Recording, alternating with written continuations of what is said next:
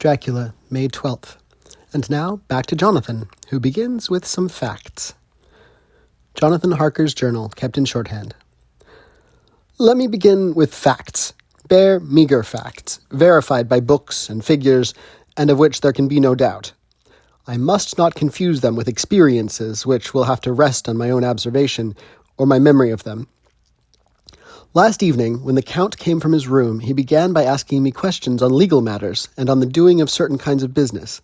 I had spent the day wearily over books, and, simply to keep my mind occupied, went over some of the matters I had been examined at Lincoln's Inn. There was a certain method in the Count's inquiries, so I shall try to put them down in sequence. The knowledge may somehow or sometime be useful to me. First, he asked if a man in England might have 2 solicitors or more. I told him he might have a dozen if he wished, but that it would not be wise to have more than one solicitor engaged in one transaction, as only one could act at a time, and that to change would be certain to militate against his interest. He seemed thoroughly to understand, and went on to ask if there would be any practical difficulty in having one man to attend, say, to banking, and another to look after shipping, in case local help were needed in a place far from the home of the banking solicitor. I asked him to explain more fully so that I might not, by chance, mislead him. So he said, I shall illustrate. Your friend and mine, Mr. Peter Hawkins, from under the shadow of your beautiful cathedral at Exeter, which is far from London, buys for me through your good self my place at London. Good. Now, here let me say frankly, lest you should think it strange that I have sought the services of one so far off from London, instead of someone resident there, that my motive was that no local interest might be served save my wish only, and as one of London residents might, perhaps, have some purpose of himself or friend to serve, I went less afield to seek my agent, whose labours should be only to my interest. Now, suppose I, who have much of affairs, wish to ship goods, say, to Newcastle, or Durham, or Harwich, or Dover. Might it not be that it could with more ease be done by consigning to one in these ports?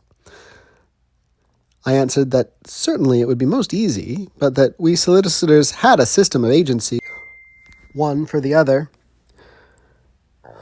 so that local work could be done locally on instruction from any solicitor, so that the client, simply placing himself in the hands of one man, could have his wishes carried out by him without further trouble. But, said he, I could be at liberty to direct myself, is that not so? Of course, I replied, and such is often done by men of business who do not like the whole of their affairs to be known by any one person. Good, he said, and then went on to ask about the means of making consignments and the forms to be gone through, and of all sorts of difficulties which might arise, but by forethought could be guarded against. I explained all these things to him to the best of my ability, and he certainly left me under the impression that he would have made a wonderful solicitor, for there was nothing that he did not think of or foresee. For a man who was never in the country, and who did not evidently do much in the way of business, his knowledge and acumen were wonderful. When he'd satisfied himself on these points of which he'd spoken, and I'd verified all was as well as I could by the books available, he suddenly stood up and said, Have you written since your first letter to our friend Mr. Peter Hawkins, or to any other? It was with some bitterness in my heart that I answered that I had not, that as yet I had not seen any opportunity of sending letters to anybody. Then write now, my young friend, he said, laying a heavy hand on my shoulder. Write to our friend and to any other, and say, if it will please you, that you shall stay with me until a month from now. Do you wish me to stay so long? I asked, for my heart grew cold at the thought. I desire it much. Nay, I will take no refusal. When your master, employer, what you will, engaged that someone should come on his behalf, it was understood that my needs only were to be consulted. I have not stinted. Is it not so? What could I do but bow acceptance? It was Mr. Hawkins's interest, not mine, and I had to think of him, not myself. And besides, while Count Dracula was speaking, there was that in his eyes and in his bearing which made me remember that I was a prisoner, and that if I wished it, I could have no choice. The Count saw his victory in my bow, and his mastery in the trouble of my face, for he began at once to use them, but in his own smooth, resistless way. I pray you, my good young friend, that you will not discourse of things other than business in your letters. It will doubtless please your friends to know that you are well, and that you look forward to getting home to them. Is it not so?" As he spoke, he handed me 3 sheets of notepaper and 3 envelopes. They were all of the thinnest foreign post, and looking at them, then at him, and noticing his quiet smile, with the sharp canine teeth lying over the red underlip, I understood, as well as if he had spoken, that I should be careful what I wrote, for he would be able to read it. So I determined to write only formal notes now, but to write fully to Mr. Hawkins in secret, and also to Mina, for to her I could write in shorthand, which would puzzle the Count if he did see it. When I had written my 2 letters, I sat quiet, reading a book, whilst the Count wrote several notes, referring as he wrote them to some books on his table. Then he took up my 2, and placed them with his own, and put by his writing materials, after which, the instant the door had closed behind him, I leaned over and looked at the letters, which were face down on the table. I felt no compunction in doing so, for under the circumstances I felt that I should protect myself in every way I could. One of the letters was directed to Samuel F. Billington, number 7, The Crescent, Whitby. Another to Herr Leutner, Varna.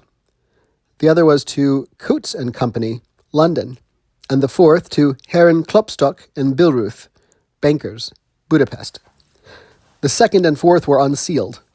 I was just about to look at them when I saw the door handle move.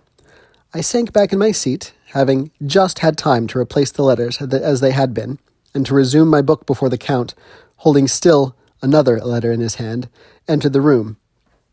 He took up the letters on the table and stamped them carefully, and then, turning to me, said, "I trust you will forgive me, but I have much work to do in private this evening. You will, I hope, find all things as you wish." At the door he turned, and after a moment's pause, said, "Let me advise you, my dear young friend, nay, let me warn you with all seriousness, that should you leave these rooms, you will not by any chance go to sleep in any other part of the castle. It is old and has many memories, and there are bad dreams for those who sleep unwisely. Be warned. Should sleep now or ever overcome you, or be like to do, then haste to your own chamber or to these rooms, for your rest will then be safe. But if you be not careful in this respect, then—" He finished his speech in a gruesome way, for he motioned with his hands as if he were washing them. I quite understood. My only doubt was as to whether any dream could be more terrible than the unnatural, horrible net of gloom and misery which seemed closing around me.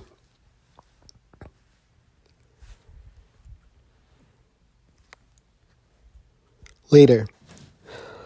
I endorse the last words written, but this time there is no doubt in question. I shall not fear to sleep in any place where he is not. I have placed the crucifix over the head of my bed. I imagine that my rest is thus freer from dreams, and there it shall remain.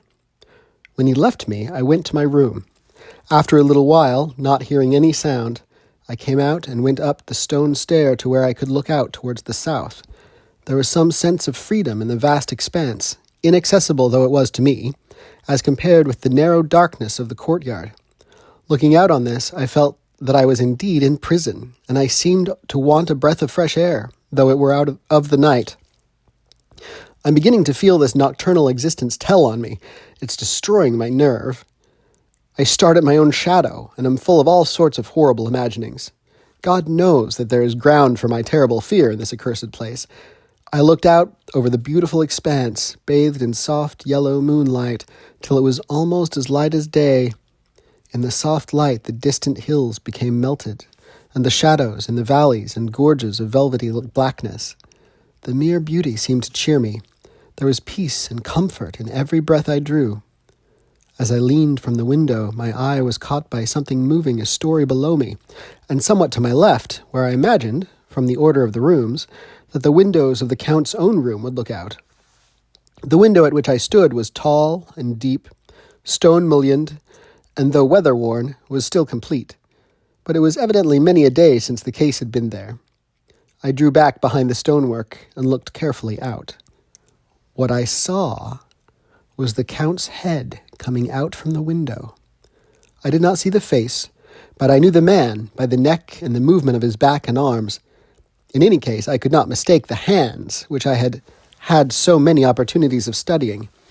I was at first interested and somewhat amused, for it is wonderful how small a matter will interest and amuse a man when he is a prisoner. But my very feelings changed to repulsion and terror when I saw the whole man slowly emerge from the window and begin to crawl down the castle wall, over that dreadful abyss, face down, with his cloak spreading out around him like great wings. At first I could not believe my eyes. I thought it was some trick of the moonlight, some weird effect of shadow, but I kept looking, and it could be no delusion. I saw the fingers and toes grasp the corners of the stones, worn clear of the mortar by the stress of years, and by thus using every projection and inequality, move downwards with considerable speed, just as a lizard moves along a wall. What manner of man is this? Or what manner of creature is it in the semblance of man? I feel the dread of this horrible place overpowering me. I am in fear, in awful fear, and there is no escape for me. I am encompassed about with terrors that I dare not think of.